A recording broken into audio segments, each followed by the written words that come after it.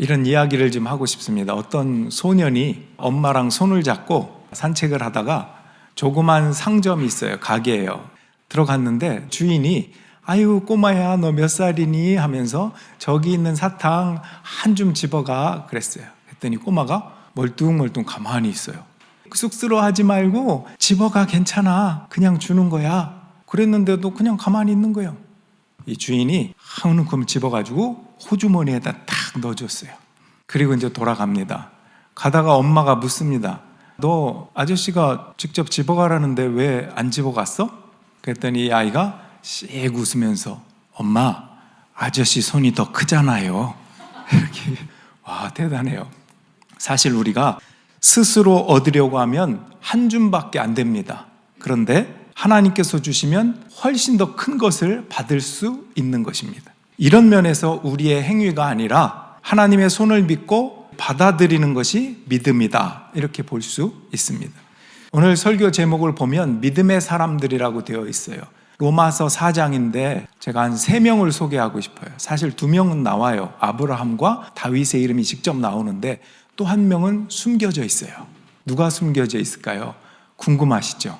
이따가 짧게 말씀을 드릴 텐데 우리는 신앙생활 하면서 종종 믿음이 뭘까 이렇게 생각할 때가 있습니다. 어떤 사람은 감정적인 체험이 믿음인가? 또는 어떤 신념이 믿음인가? 하나님이라고 하는 그 신이 존재한다고 하는 것을 믿는 게 믿음인가? 여러 가지 다양하게 생각할 수 있습니다. 야고보서 2장 같은 데 보면 귀신도 하나님이 한 분인 줄 알고 두려워 떤다. 그 존재에 대해서는 귀신도 안다는 거예요. 그러니까 우리가 믿음이라고 할 때는 신의 존재를 믿는 거로 끝나는 게 아니라 그것으로 물론 출발하고 시작하지만 거기서 멈추지 않는다는 거예요. 그분이 살아계시다는 것을 믿고 또한 그분과 더불어 사귀고 관계를 맺는 것, 그분을 신뢰하는 것에까지 이르는 것입니다. 이것이 믿음이다 하는 것입니다. 한 움큼 좋은 걸 받고 끝나는 것이 믿음이 아니라 지속적으로 신뢰하고 사랑하고 하나님과 사귀고 이런 관계가 믿음이라는 것입니다. 그러려면 먼저 내 주먹을 내려놓는 그런 연습이 필요합니다. 내가 쥐고 있던 내 주먹, 내 행위로 자랑 삼던 인생, 이것이 전부가 아니군요 주님. 이렇게 시작하는 것입니다.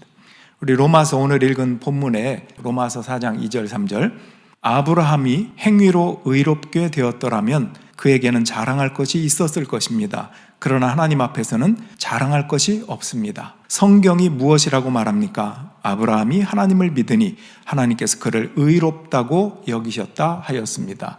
이 믿음이라고 하는 것은 주님과 의논하고 주님의 말씀을 때로는 듣기도 하고 하나님 어떻게 할까요? 말씀에 순종하기도 하고 사랑하고 사귀면서 이렇게 나아가는 것입니다. 이 로마서 4장은 아브라함의 믿음을 소개하고 있습니다. 아브라함은 유대인이나 헬라인이나 할례를 받은 자나 받지 않은 자나 모든 사람의 믿음의 조상이다 증거하고 있습니다. 그리고 그 믿음은 신약에 갑자기 나타난 개념이 아니라 이거는 구약에서부터 내려오던 거야 라는 걸 얘기하려고 대표적으로 아브라함과 다윗에 대해서 사도 바울이 말하기 시작하는 겁니다. 이제 다윗의 이야기입니다. 자, 로마서 4장 6절 8절에 먼저 보겠습니다. 그래서 행한 것이 없어도 하나님께서 의롭다고 여겨주시는 사람이 받을 복을 다윗도 다음과 같이 말하였습니다. 하나님께서 잘못을 용서해 주시고 죄를 덮어주신 사람은 복이 있다. 주님께서 죄 없다고 인정해 주실 사람은 복이 있다. 참 은혜로운 말씀인데 한 가난한 청년이 있었습니다. 그 청년은 매일 열심히 일은 하지만 늘 삶에 허덕여요. 돈을 좀 벌면 많이 쌓였으면 좋겠는데 잘 안 쌓일 때가 많잖아요. 특히 우리 청년들은 힘들어요. 어느 날 변호사가 찾아옵니다. 찾아와서 하는 말이 당신의 먼 친척이 당신에게 엄청 많은 유산을 남기고 돌아가셨다는 거예요. 모든 재산은 이제 당신 것입니다. 청년이 너무 놀랐어요. 그러면 제가 뭘 하면 되는 거죠? 어떻게 해야 되죠? 변호사가 웃으면서 당신은 상속자로 이미 등록이 되어 있습니다. 당신이 할 일은 그저 받아들이면 됩니다. 무슨 말입니까? 따지고 보면 우리가 더 큰 상속자예요. 우리의 노력이나 행위가 아니라 예수 그리스도를 통해서 그 상속을 이미 받았다고 성경은 우리에게 말합니다. 그것을 우리는 믿음으로 받아들이기만 하면 돼요. 이미 주셨는데 어떤 사람은 안 받아들인다고요. 그게 문제 아닙니까? 물론 손을 내밀어서 받으려고 하는데 없어, 그 실체가. 그럼 그게 더 큰 문제지만 성경은 그 실체는 있다. 그러니 네가 손을 벌려서 받아들이면 돼. 이렇게 얘기하는 거예요. 그러니까 우리는 그것을 믿고 손을 내밀고 받아들이면 되는 것입니다. 그것이 상속자입니다. 게다가 상속이라고 하는 이 풍성함은 플러스도 있지만 마이너스가 되지 않아서 풍성하다는 것도 깨닫고 감사해야 돼요. 예를 들면 이런 거죠. 아프고 다칠 일인데 다치지 않은 것도 감사입니다. 벌 받을 일인데 벌 대신 용서받은 것도 감사입니다. 그게 지금 다윗이 하는 말이에요. 우리 같이 읽어볼까요? 따옴표 시작.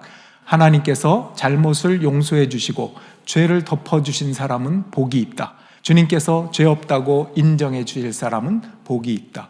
다윗이 보면 되게 세심한 것 같아요. 우리는 보통 더해주고 많아주고 풍성한 플러스만 생각하고 그것이 아니면 불평할 때가 있는데 다윗은 삶을 살고 보니까 당연히 나는 벌 받고 지옥에 갈 마이너스 사람인데 나를 건져주시고 용서해 주셨다니. 여러분, 이 다윗이 구약 사람인데 누구를 계속 손가락으로 가리키고 있는 것 같지 않습니까? 지금 아브라함을 통해서도 그렇고 다윗을 통해서도 그렇고 사도 바울은 누군가를 계속 가리키고 있어요. 누구죠? 예수님이에요. 우린 예수님 때문에 죄의 용서함을 받잖아요. 그래서 아브라함과 다윗의 예를 정리하고 가면 로마서 4장 13절, 아브라함이나 그 자손에게 주신 하나님의 약속, 곧 그들이 세상을 물려받을 상속자가 되리라는 것은 율법으로 말미암은 것이 아니라 믿음의 의로 말미암은 것입니다. 아멘. 여러분, 로마서를 계속 잘 따라오고 계시나요? 하나님의 의, 믿음으로 하는 거지 인간의 행위로 받는 게 아니다. 이런 내용들을 계속 얘기하고 있는 것입니다. 이것은 엄청난 상속이라는 거예요. 그 중심에 물론 예수님이 계십니다. 아브라함의 사명이라는 게 그거예요. 아브라함을 생각해봐. 아브라함은 복의 근원이잖아. 네가 가는 곳에 그 복을 나눠주게 될 거야. 모든 민족, 모든 사람이 너 때문에 복을 받는 너는 복의 근원이 될 거야. 복의 근원으로서 사명이 있는 거거든요. 지난 시간에 우리가 살펴봤지만 유대인들이 이걸 어떻게 바꿔버렸죠? 선민의식. 나는 할례를 받은 사람이야. 너는 못 받았지. 나는 복을 받은 사람이야. 너는 못 받았지. 이렇게 유대인과 이방인을 차별하고 나눴어요. 그래서 사도 바울은 아브라함의 복, 그것을 회복해야 돼. 차별이 없어. 엉뚱한 선민의식 교만으로 가면 안 돼. 복 있는 자의 사명으로 가야 돼. 이런 뜻입니다. 여러분, 우리에게도 사명이 있습니다. 우리 자녀들에게 여러분이 받은 그 복을 나눠주고 많은 사람들에게 전해야 할 사명입니다. 로마서 4장 16절을 읽어볼게요. 이 약속은 믿음에 근거한 것입니다. 그것은 하나님께서 아브라함에게 이 약속을 은혜로 주셔서 이것을 그의 모든 후손에게도 곧 율법으로 사는 사람에게만이 아니라 아브라함이 지닌 믿음으로 사는 사람들에게도 보장하시려는 것입니다. 아브라함은 우리 모두의 조상입니다. 여러분, 우리가 금년 표어가 Renewed Together예요. 사랑으로 함께, 사명으로 함께 그랬잖아요. 우리에게는 아브라함이 갖는 그 사명이 있습니다. 여러분이 하는 말이 평화를 가져다 줍니다.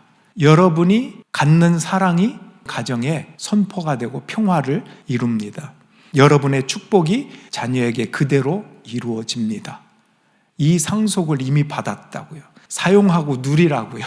이 하늘의 언어를 하나님이 그런 사명으로 맡겨주신 것을 사용하시는 편입니까? 아니면 세상적인 것을 쓰는 편입니까? 아이들에게 어때요? 자, 이제 보이지 않는 인물이 하나 더 있다고 그랬죠? 누굴까요? 아마 모르실 거예요. 안 나와 있어요. 로마서 4장 아무리 찾아도, 아니 로마서 1장부터 16장까지 다 봐도 그 이름이 안 나와요. 사도 바울은 이 사람의 영향을 굉장히 많이 받았어요. 그래서 로마서 1장 17절에 그 사람이 했던 말을 인용하고 있어요. 하박국 선지자, 마음이 한껏 부푼 교만한 자를 보아라. 그는 정직하지 못하다. 그러나 의인은 믿음으로 산다. 하박국이 저 말씀을 했는데 로마서 1장 17절에 사도 바울이 이렇게 해요. 하나님의 의가 복음 속에 나타납니다. 이 일은 오로지 믿음에 근거하여 일어납니다. 이것은 성경에 기록한 바 의인은 믿음으로 살 것이다 한 것과 같습니다. 하박국도 보면 구약의 인물인데도 하나님이 말씀하신 원래의 본뜻을 잘 알고 있어요. 사도 바울은 이렇게 아브라함, 다윗, 하박국 등 구약의 수많은 내용들, 이걸 통해서 메시아 예수님을 이렇게 가리키고 있습니다. 바울은 그의 다른 그 많은 서신서, 편지들에도 보면 비슷한 이야기들 많이 해요. 그 중에 하나만 소개하도록 하겠습니다. 갈라디아서 2장 16절. 사람이 율법을 행하는 행위로 의롭게 되는 것이 아니라 예수 그리스도를 믿는 믿음으로 의롭게 되는 것임을 알고 우리도 그리스도 예수를 믿은 것입니다. 이게 서로가 다 통하는 말씀이에요. 다 예수님을 가리키고 있어요. 예수님은 실제로 요한복음 8장 같은 데서 뭐라고 했냐면 너희의 조상 아브라함이, 여러분 아브라함은 훨씬 전 구약시대의 사람이에요.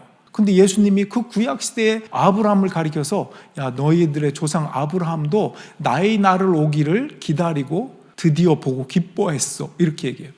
아브라함은 믿음으로 핵심이 되시는 메시아, 그 예수를 멀리 보았다는 거예요. 그 말을 예수님이 하시는 거예요. 한치 앞에 삶을 본 게 아니라 장차 오실 메시아까지 보는 믿음의 눈을, 약속이 자기의 후손들과 그 세대, 다음 세대를 통해서 하나님의 약속이 이루어질 것을, 그 믿음을 가지고 있었다라는 얘기입니다. 아브라함이 믿음으로 본 그 하나님의 본체가 이 땅에 실체로, 실상으로 오셨습니다. 믿음으로만 그분을 알 수 있고, 믿음으로만 그분의 사랑과 그분의 용서와 그분의 은혜와 그분의 소망과 그분이 주시는 생명과 모든 것을 알 수 있다라는 것입니다.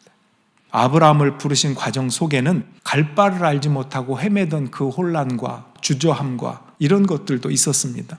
세상적인 욕심과 자랑도 물론 있었습니다. 그러나 결국 그를 믿음의 조상으로 이끌어 가셨음을 기억하십시오. 여러분도 그렇게 부르신다는 거예요. 우리 로마서 4장 마지막 구절을 읽고 한번 정리해 봅시다. 로마서 4장 23절로 25절. 그가 의롭다는 인정을 받았다 하는 말은 아브라함만을 위하여 기록된 것이 아니라 하나님께서 의롭다고 여겨주실 우리, 곧 우리 주 예수를 죽은 사람들 가운데서 살리신 분을 믿는 우리까지도 위한 것입니다. 예수는 우리의 범죄 때문에 죽임을 당하셨고 우리를 의롭게 하시려고 살아나셨습니다. 아멘. 믿음의 사람은 아브라함, 다윗, 하박국뿐 아니라 오늘날 우리도라고 되어 있어요. 그래서 믿음의 사람들 복수예요. 오늘날까지도 이 믿음을 갖고 사는 사람들, 그 속에 여러분들이 있기를 주님의 이름으로 축원합니다. 여러분들이 있기를. 다음 주 로마서 5장은 아담의 죄, 예수님의 은혜를 대조하면서 로마서 최고조가 로마서 8장이거든요. 5장부터 8장으로 예수님을 중심으로 해서 나아갑니다. God is good 이라고 하죠. 하나님은 선하신 분이에요. 법대로 심판하지 않고 우리를 품어주시고 사랑하십니다. 용서하시고 그분을 희생하셔서. 여러분 하나님의 약속을 지속적으로 신뢰하면서 우리가 한 주간도 믿음으로 살아갑시다.